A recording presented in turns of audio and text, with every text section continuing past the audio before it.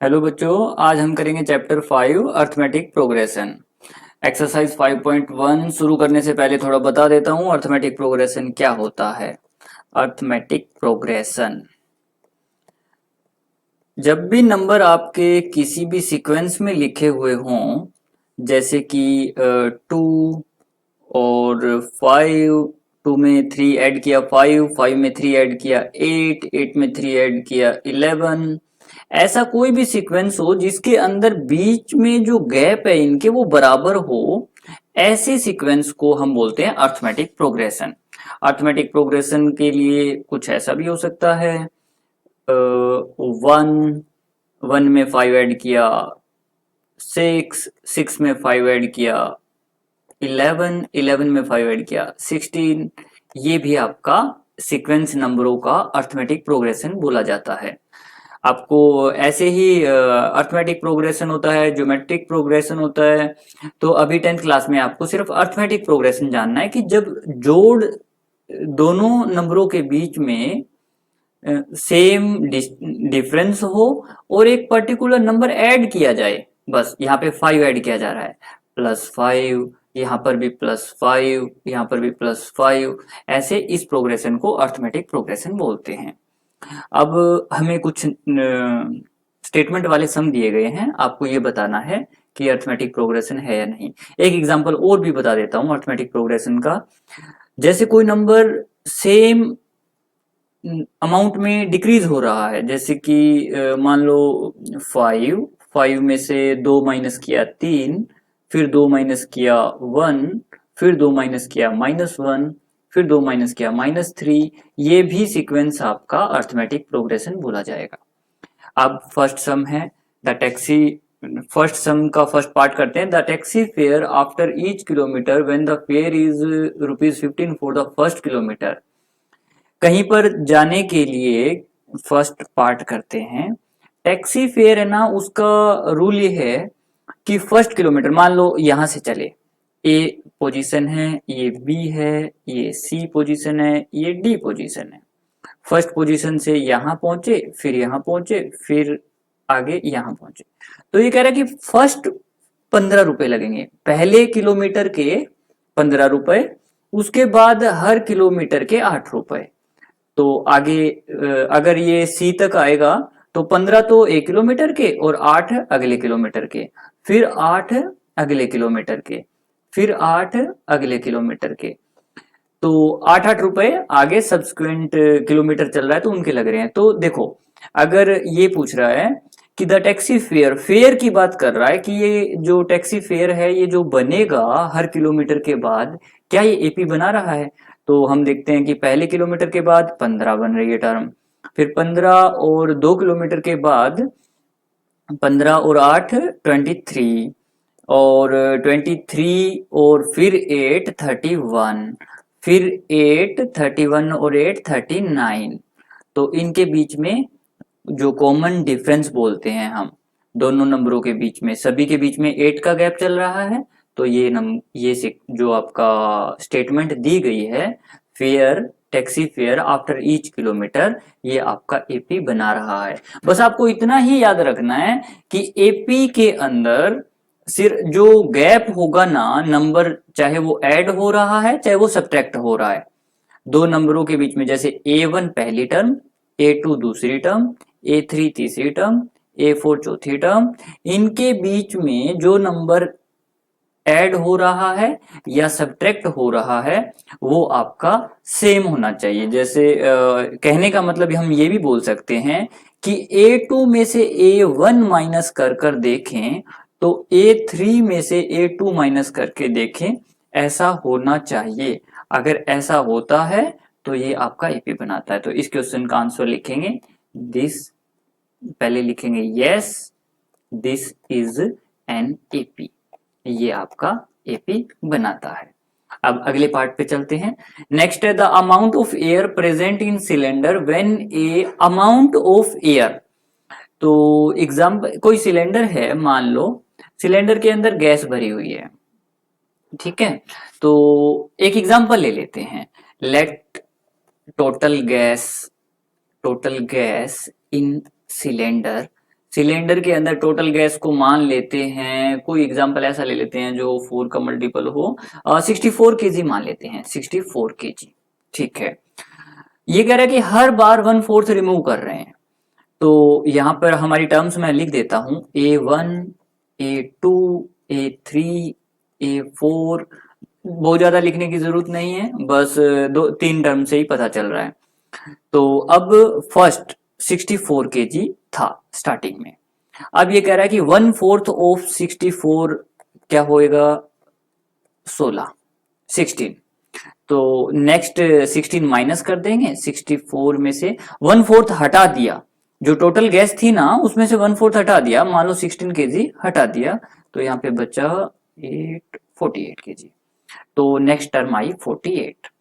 ठीक है, आगे फिर कह रहा है कि 1/4 फिर हटा देंगे, तो 1/4 ऑफ 48 हो जाएगा ये, और ये बन रहा है 1 to 12 केजी। तो अब जो 48 गैस थी उसमें से अगर 12 माइनस करेंगे तो यहाँ पर आपका आ रहा है 6 और 3 36। ठीक है, हम यहीं से समझ गए हैं कि यहाँ पर इन दोनों 36 नई टर्म आई, तो इन दोनों के बीच में जो डिफरेंस है वो तो है आपका 16 का, और इन दोनों के बीच में जो डिफरेंस है वो है आपका 12 का। तो इसका मतलब डिफरेंस मैच नहीं किया। हेयर आप लिख सकते हो, here A2 minus A1 not equal to A3 minus A2। So this is not an AP. This is not an AP. ये AP नहीं है। अगले पार्ट पे चलते हैं। अगले पार्ट पे है the cost of digging a well after every metre of digging when it cost 150 for the first metre and rises by 50 for each subsequent metre. तो देखो सिंपल सी बात है कि वेल की डिगिंग हो रही है, कुआं खोदा जा रहा है। यस, ये कह रहा है कि फर्स्ट मीटर की जो खुदाई है ना उसके लगते हैं 150 रुपए, और आगे के मीटर की खुदाई के लगते हैं हर सब्सिक्वेंट मीटर के 50। ये वैसे किराए वाला जो सम था वैसा ही सम है, 50-50 रुपए लग रहे हैं, कुआं खोदा जा रहा है। ठीक है, तो फर्स्ट आपको यहाँ पे लिख देते हैं A1, A2, A3, A4, ये क्या क्या बनेगी हम देखते हैं। फर्स्ट मीटर डिगिंग करने का कॉस्ट है 150 रुपीज। ठीक है, और आगे कह रहा था cost of digging a well after every metre. अब 1 मीटर के बाद तो 150 लगेगा। अब हमें पता है कि आगे का खुदाई का लगना है 50 रुपए, तो आफ्टर एवरी मीटर, तो सेकंड मीटर के बाद कितना खुदाई का लगेगा, 200 रुपए। उसके बाद खुदाई का कितना लगेगा, 200, 200 और 50, 250। उसके बाद 50 और जुड़ेगा। तो भाई सीधा ही दिख रहा है, आप ये तो बहुत क्लियरली देख पा रहे हो, हर एक के बीच में गैप है आपका 50 का, जिसको हम कॉमन डिफरेंस बोलते हैं। आंसर में दे दोगे, hair A2 minus A1 is equal है भाई A3 minus A2, so this is an AP। This sequence is an AP, this is an AP, सीधा भी बोल सकते हैं। अब आते हैं अगले पार्ट पे, क्वेश्चन नंबर 4, पार्ट 4 पे, फर्स्ट के fourth part. The amount of money in the account every year, मतलब ये फर्स्ट ईयर अमाउंट कितना होगा अकाउंट में, सेकेंड ईयर मतलब second amount, third amount, fourth year के बाद अमाउंट। इन अमाउंट्स का कंपाउंड इंटरेस्ट 8% पर एनम। बेटा थोड़ी सी एक बात बता देता हूं, सिंपल इंटरेस्ट का फॉर्मूला आपने याद किया था, principal into rate into time by में 100, ये आप सिंपल इंटरेस्ट के लिए याद रखते थे। कंपाउंड इंटरेस्ट के लिए आप फॉर्मूला याद रखते थे कि जो अमाउंट होता है ना, amount is equal to principal into में 1 प्लस R बाय 100, और पावर में होता है टाइम। ये कंपाउंड इंटरेस्ट का फॉर्मूला होता है। ठीक है, इस फॉर्मूले के अकॉर्डिंग ही हम देख लेते हैं कि कंपाउंड इंटरेस्ट जो का ये जो सम है 8% per annum, A1, A2, A3, A4 every year के बाद जो अमाउंट है वो amount after first year, amount after first year, first year. तो ये पहले साल के बाद अमाउंट क्या होगा, अमाउंट हमारा 10,000 है, प्रिंसिपल हमारा 10,000 है, 1 प्लस 8/100 और टाइम आपका यहाँ पे 1 ईयर होगा। तो ये बन रहा है 10,000, सॉरी 10,000 था यहाँ पे 10,000 और 108 बाय में 100 raise to power 1। Amount after second year, second year के बाद अमाउंट क्या होगा 10,000, 1 प्लस 8/100 और पावर 2, तो 10,000 और 108 रेज टू पावर 2। तो अमाउंट आफ्टर थर्ड ईयर ये क्या होगा 10,000 और 1 प्लस 8/100 और रेज टू पावर 3, 10,000 और 108 बाय में 100 रेज टू पावर 3। ये अमाउंट बनते जा रहे हैं। अब आप ध्यान से देखो कि आपका A1 है 10,000 और इसके इंटू में 108 बाय में 100।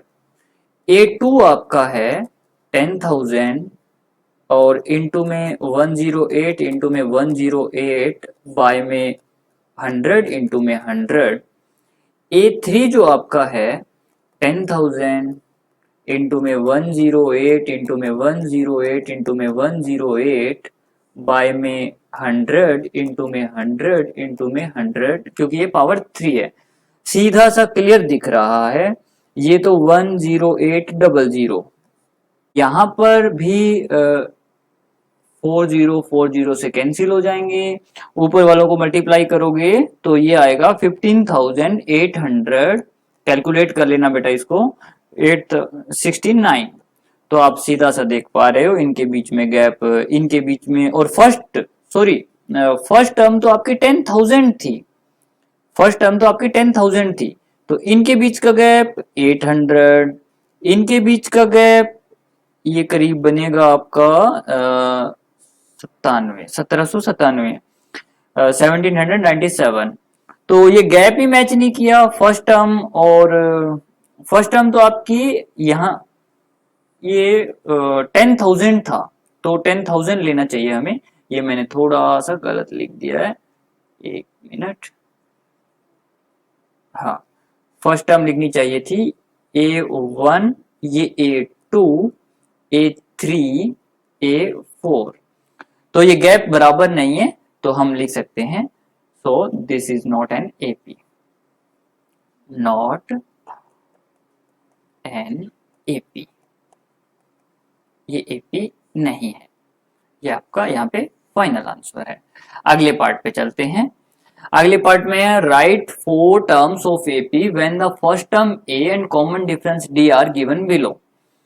तो बेटा अभी आपको ये पता होना चाहिए कि D कॉमन डिफरेंस, एक बार फिर बता देता हूं कि अगर आपकी AP ऐसे लिखी हुई है A1, A2, A3, A4, या फिर नंबर लिखे हुए हैं 5 में 3 जोड़ा 8 में 3 ऐड किया 11 में 3 ऐड किया 14, इनके बीच में 3 जोड़ते जा रहे हैं हम, प्लस का 3 प्लस का 3 प्लस का 3, इसी को हम D कहते हैं कॉमन डिफरेंस।